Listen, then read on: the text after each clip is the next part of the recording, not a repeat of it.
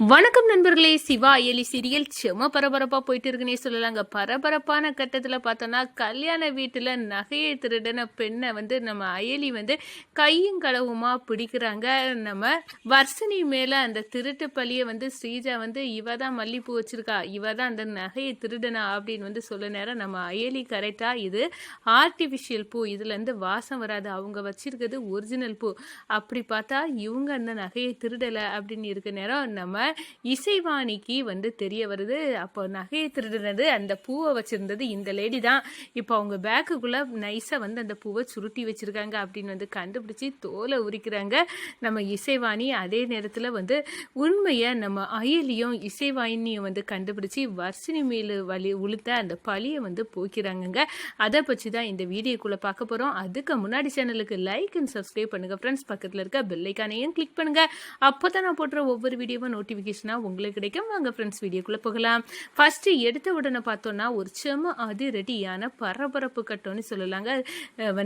நம்ம அயலி குடும்பமும் அதே நேரம் நம்ம இசைவாணி குடும்பமும் ஒரு கல்யாண ஃபங்க்ஷனில் சந்திச்சுக்கிட்டாங்கன்னே சொல்லலாம். நம்ம சுபத்ரா இந்த சைடு பார்த்தோன்னா ரெடி ஆகுறாங்க. மொத்த குடும்பமும் சேர்ந்து நமக்கு முக்கியமான ஒரு நபரோட கல்யாண ஃபங்க்ஷன் இருக்கு, அதுக்கு இப்பவே கிளம்பி ஆகணும் அப்படின்னு அந்த இடத்துல எல்லாரையுமே தயாராட்டு போக ரெடி பண்ணுறாங்க. அதே மாதிரி தான் நம்ம அயலி குடும்பத்திலையும் கல்யாண குடும்பத்துக்கு ஃபங்க்ஷனுக்கு போவோம் அப்படின்னு இந்திராணி சொல்லி எல்லாருமே ரெடி ஆகிறாங்க. ரெண்டு குடும்பமும் சேர்ந்து அந்த கல்யாண ஃபங்க்ஷனில் சந்திச்சுக்கிறாங்க. நம்ம அயலியும் இசைவாணியும் நண்பர்களாக மாறிடுறாங்கன்னு சொல்லலாம். அங்கே கல்யாண பொண்ணோட நகை தொலைஞ்சி போச்சு. அப்போ தான் நம்ம அயலி அதிகாரியாட்டு சோதனை போட ஆரம்பிச்சிட்டாங்க. அப்போ அங்கே இருந்த ஒரு ஆர்டிஃபிஷியல் ஃப்ளவரை எடுக்கிறாங்க. இந்த நகை காணாமல் போன இடத்துல தான் இந்த பூ இருந்துச்சு, இந்த மல்லிப்பூ அப்படின்னு சொல்ல நேரம். அப்போ மல்லிப்பூவை வச்சிருக்கிறது வர்ஷினி தான் அப்படின்னு நம்ம ரித்திகா அயலி கிட்ட சொல்லுறாங்க. ஏன் இவங்க தான் எடுத்துருக்கணும், இவங்க தலையில அதே பூ இருக்கு அப்படின்னு சொல்ல நேரம். ரித்திகா வாய மூடு, இது ஆர்டிஃபிஷியல் பூ, இந்த ஆர்டிஃபிஷியல் பூவை வச்சிருக்கவங்க தான் திருடி இருக்காங்க, ஆனால் அந்த வர்ஷினி வச்சிருக்கிறது மல்லிகைப்பூ தான் அப்படின்னு அந்த இடத்துல தூக்கி வாரி போடாங்க. இதை கேட்டதும் நம்ம ரித்திகாவுக்கு பயங்கர ஷாக்கு. இந்த அயலி எல்லாத்துலேயும் எவ்வளோ டீப்பாக பார்க்குறா. நம்ம மல்லிகைப்பூன்னு சொன்னால் இவ ஆர்டிஃபிஷியல் பூ தான் இது அப்படின்னு அந்த இடத்துல சொல்லுறா. இவ கண்ணோட்டமே டிஃப்ரெண்டாக தான் இருக்கு, ஒருவேளை இவ பெரிய போலீஸ் அதிகாரியாக தான் இருப்பா போல அப்படின்னு நோண்டி நொங்கெடுக்க நம்ம அயலியை பார்த்து ஃபீல் பண்ண ஆரம்பிச்சிட்டாங்க நம்ம ரித்திகா. அதே நேரத்தில் பார்த்தோன்னா நம்ம இசைவாணிக்கு ஞாபகம் வருது. நம்ம ஃபோனில் பேசிட்டு இருக்க நேரம் ஒருத்தங்க கிராஷ் பண்ண நேரம் பூ நிறைய வச்சுருந்தாங்க, ஆனால் வாசனை இல்லை. நம்ம இது என்னடா அப்படின்னு கூர்மையாக பார்த்தா ஆர்டிஃபிஷியல் பூவாக தான் இருந்து அந்த லேடியும் இந்த கூட்டத்தில் தான் இருக்காங்க. ஆனால் அவங்க தலையில் அப்போதைக்கு பார்த்த பூ இப்போது இல்லை. அப்போ கண்டிப்பாக இந்த அயலி அது ஆர்டிஃபிஷியல் பூனி சொன்னதை வச்சு தான் இவன் அந்த தலையில் இருக்க பூவை எடுத்து சுருட்டி வச்சிருக்கா. கையங்களமா இவளை தொலியை உரிச்சோன்னா விஷயம் வந்துடும் அப்படின்னு அந்த இடத்துல இசைவாணி நினைக்கிறாங்க. அதோட பார்த்தோன்னா அயலி நீங்கள் சொல்லது கரெக்டு தான், என் தங்கை இப்படிப்பட்ட இதெல்லாம் பண்ண மாட்டா, என் தங்கச்சி பாவம், இந்த உங்கள் ரித்திகா தான் இவளெல்லாம் கோர்த்து விட பார்க்குறா, நீங்கள் கரெக்டாக சொன்னீங்க, இவ என் தங்கச்சி வச்சுருக்குது வர்ஷினி தலையில் இருக்கிறது ஒரிஜினல் மல்லிகைப்பூ. அப்போ ஆர்டிஃபிஷியல் பூ வச்சுருந்தவங்க எனக்கு யார், இந்த கூட்டத்தில் அவங்க எங்கே இருக்காங்கன்னு தெரியும், என்ன சொல்லுற இசைவாணி அப்படின்னு இசையை பார்த்து கேட்குறாங்க. ஆமாம் நான் வாரேன் அப்படின்னு அந்த லேடியை பிடிச்சிட்டு, இந்த பாருங்கள் கொஞ்ச நேரத்துக்கு முன்னாடி தான் நீங்கள் தலை நிறைய மல்லிகைப்பூவை வச்சு என்னை கிராஷ் பண்ணுறீங்க, என்னடா இவங்க பூ வச்சுருக்காங்க, இதுலேருந்து ஒரு வாசனையும் காணலை என்ன அப்படின்னு நான் கூர்மையாக உங்கள் தலையை பார்க்க நேரம் இது ஆர்டிஃபிஷியல் பூனி கண்டுபிடிச்சேன். ஆனால் இப்போ பார்த்தா இந்த பூ உங்கள் தலையில் இல்லை, நிச்சயமாக உங்கள் பேக்கை தாங்க, நாங்கள் சோதனை போட என்னம்மா நினச்சிக்கிட்ட, நீ என் பேக்கை இப்போ சோதனை போடணும்னு நினச்சிட்டியா, நான் தர முடியாது போ அப்படின்னு சொல்ல நேரம். இப்போ தாரீங்களா இல்லையா உங்கள் பேக்கை அப்படின்னு நம்ம இசைவாணி பறித்து சோதனை போடுறாங்க.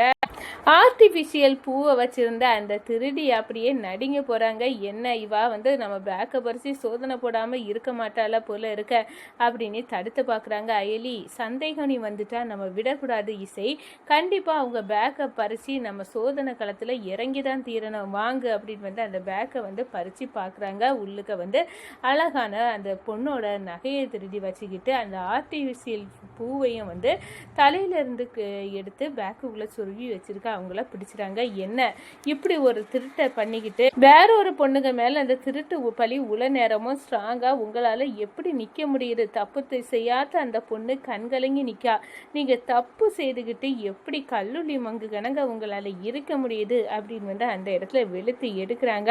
அதோட அந்த பொண்ணோட நகையையும் மீட்டு வந்து கொடுக்குறாங்க. ரித்திவிகா அரண்டு போய் நிற்கிறாங்க. ஏன்னா மொத்த கல்யாண ஃபங்க்ஷனுக்கு வந்தவங்க இந்த பொண்ணோட அறிவு எப்படி அந்த திருடி பெண்ணை வந்து கண்டுபிடிச்சி கல்யாண பொண்ணோட நகையை மீட்டு கொடுத்துட்டா அதுவே ரொம்ப சந்தோஷம் அப்படின்னு வந்து அந்த இடத்துல வந்து சொல்லுறாங்க. நம்ம இந்திராணி முதல் மொத்த குடும்பம் வந்து பாராட்டுறாங்க. இந்த சைடு பார்த்தோன்னா நம்ம வர்மாவுக்கு நம்ம கபிலன் குடும்பத்தை வந்து பழி வாங்கணும். ஏன்னா இந்திராணி கிட்ட தான் அந்த பெண் டிரைவர் இருக்கு. ஆனால் அந்த கபிலன் வந்து இப்போ இங்கே போனா அப்படின்னு வந்து அந்த இடத்துல வந்து அவங்க நண்பர்கள்ட்ட வந்து கேட்குறாங்க. நம்ம வர்மா அப்போ தான் வந்து கபிலன் வந்து குடும்பத்தோட ஒரு கல்யாண வீட்டில் போயிருக்காரு அப்படின்னு சொல்ல நேரம், ஓ கல்யாண வீடு கேட்குதா கபிலா, உன்னை விடமாட்டேன், நானும் வந்து வாரேன், மொத்த குடும்பத்தையும் வேட்டையாடு தான் காவல் இருக்கிறேன். எப்படி இருந்த இந்த பெண் டிரைவர் எப்படி மோனிகா கைக்கு போகும், அதே நேரம் இப்போ அக்கா கைக்கு வரும், என்னையே வச்சு நீ கேம் வேட பார்க்குறியா, உன்னை விடமாட்டேன் கபிலா, நான் இப்போதான் வந்துட்டே இருக்கேன் செல்லக்குட்டி அப்படின்னு வந்து அந்த இடத்துல வந்து நம்ம கபிலன் வந்து வராங்கங்க. கபிலனை கையங்களவுமா பிடிக்கணும். அதே நேரத்தில் பார்த்தோன்னா அந்த பெண் டிரைவரையும் நம்ம இந்திராணிகிட்ட இருந்து வாங்கணும் அப்படின்னு வந்து நம்ம வர்மா வந்து இந்த கல்யாண ஃபங்க்ஷனில் நம்ம கபிலனுக்கு தெரியாமல் அந்த நிகழ்ச்சியில் வந்து கலந்துக்கிட்டு நம்ம இந்திராணிக்கு வந்து சரியாக வேட்டு வைக்கணும் அப்படின்னு வந்து கிளம்பி வராங்க. அதே நேரத்தில் நம்ம கபிலன் வந்து நடுங்கி போய் நிற்கிறாங்க. என்ன நம்ம கல்யாண ஃபங்க்ஷனுக்கு வந்துட்டோம், இந்த 2 நாளைக்கு வர்மாயோட தொந்தரவு இல்லை அப்படின்னு நினச்சா இந்த கல்யாண ஃபங்க்ஷன்லேயும் வர்மா வந்து வாரம் போல் எனக்கு அப்படி தான் வந்து தோணுது. என் அக்கா குடும்பத்துக்கும் எனக்கும் வந்து ஒன்றுமே நடக்கக்கூடாது, கடவுளே இது எல்லாமே அந்த ரித்திகாலோட வந்தது அப்படின்னு வந்து அந்த இடத்துல வந்து நிற்கிறாங்க. நம்ம அயலி யார் வேணாலும் வரட்டும், கண்டிப்பாக இந்த வர்மாவை நம்ம விடக்கூடாது இப்போதைக்கு அப்படின்னு வந்து நம்ம அயலி வந்து ஸ்ட்ராங்காக வந்து நிற்கிறாங்க. ஒரு கட்டத்தில் வர்ஷினி மீது விழுந்த அந்த பழி நீங்கிட்டு அப்படின்னு உள்ள சந்தோஷத்தில் நம்ம இசைவாணி வர்ஷினியை கெட்டி பிடிச்சி, இந்த பாரு யார் எந்த பழியை உன் மேலே சொல்லட்டும், ஆனால் நான் வந்து நீ தப்பு செய்யலைன்னு நிரூபிப்பேன், உன் அக்காவாட்டு நான் கூடவே இருக்கேன் வர்ஷினி, நீ எதுக்காகவும் வந்து கலங்கக்கூடாது அப்படின்னு வந்து நம்ம வர்ஷினிக்கு வந்து ஆறுதல் கொடுக்குறாங்க. அதே நேரத்தில் நம்ம ராகவ் வர்ஷினி மேல இந்த பழியை உருட்டி தள்ள நினைச்சது வந்து இந்த ஸ்ரீஜா தான். அந்த லேடி திருடுனதா இருந்தாலும் இவ தான் இதுக்கு மல்லிகை பூ வச்சிருக்கா அப்படி இப்படின்னு வந்து உருட்டி தள்ளுனா அப்படின்னு வந்து அந்த இடத்துல இந்த ஸ்ரீஜா பயங்கரமானவ, இவளை விடக்கூடாது அப்படின்னு வந்து ராகவ் வந்து நினைக்கிறாங்க.